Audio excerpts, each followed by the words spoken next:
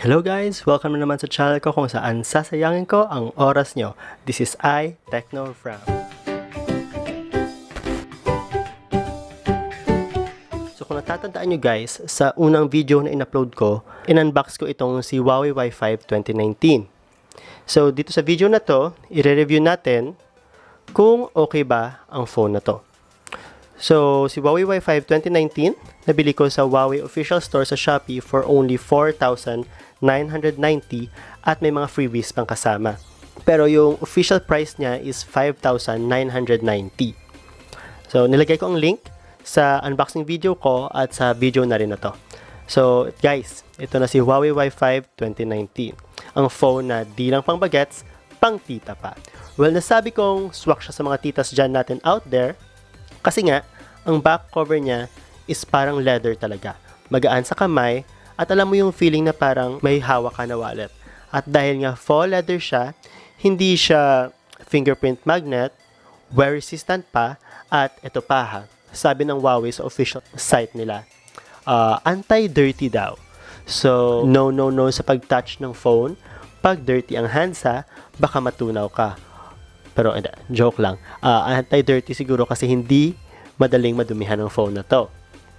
So, ang masasabi ko lang sa design niya, it looks premium and it feels premium. Pero, swak sa budget na phone. Ang rear camera niya, kung makikita nyo guys, meron siyang gold accent sa palibot nito. Meron siyang 13 megapixel at may LED flash. May Huawei na logo sa likod at merong mga tahi-tahi na nakapalibot dito sa kanya. So, plastic to guys ha. Hindi siya talaga totoong leather. So, may nakikita ba kayong fingerprint scanner sa likod? Wala, di ba? Kasi nga wala siyang fingerprint scanner. Pero meron siyang face unlock. So, dito sa right side niya, meron siyang power button, volume rocker. Dito naman sa left side is ang SIM card slot na dual SIM. And then, micro SD card, expandable up to 512 gig. Sa taas, ito ang headphone jack and then yung microphone. Ito naman sa baba, microphone ulit, micro USB port, and speaker grills.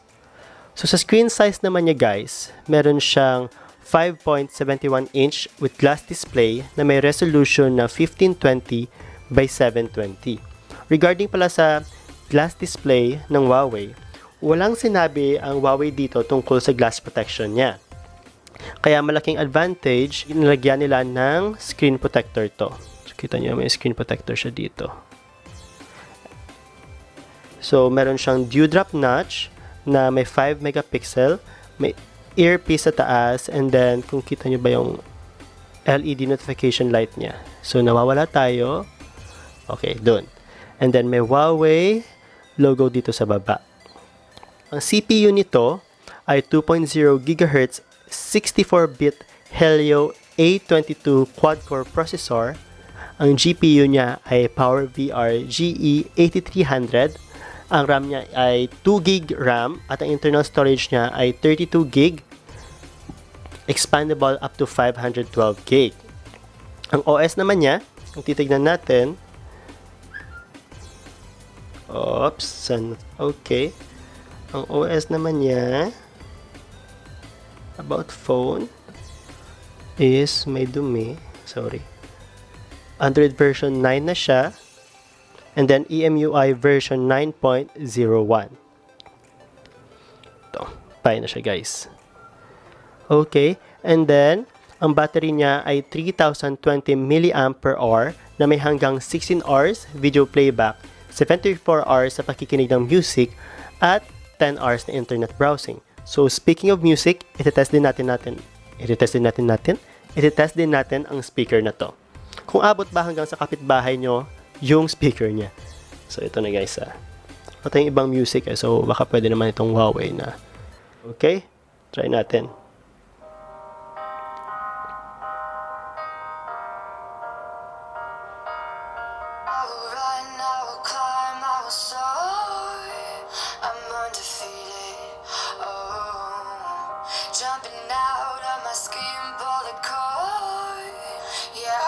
Okay.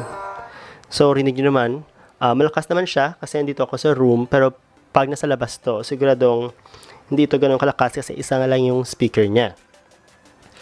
So, punta naman tayo dun sa camera niya. Ipapakita ko sa inyo ang mga sample shots ko ng Huawei Y5 2019.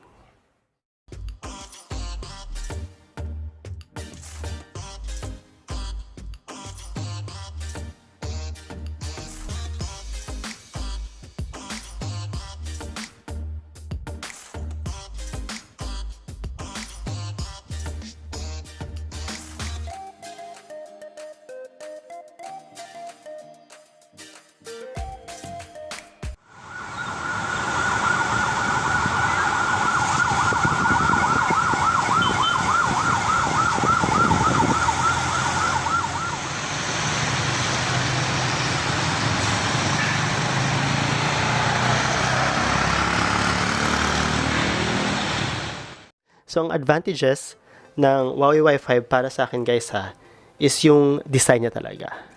Kasi maganda yung design niya, mukhang premium talaga and it feels premium. Tapos magaan siya sa kamay, very good siya for one-hand operation. And ang display, malaki na rin, so maganda sa panonood ng videos. Pero alam niyo guys, yung display niya kasi, hindi niya kayang mag-play hanggang 1080 resolution na videos. Kung mahilig kayong manood ng mga 1080 resolution na videos, hindi kaya ng Huawei Y5 2019. Pero sa price niya guys, hindi naman tayo pwedeng mareklamo or mag-expect ng ganun kalaki dito, di ba? So kayo guys, ano sa tingin nyo ang maganda dito sa phone na to? At kung dun sa mga nakabili na or meron na ng phone ito, pa-share naman ng mga experiences nyo guys sa comment section. So until next time guys, and see you in my next videos. Bye!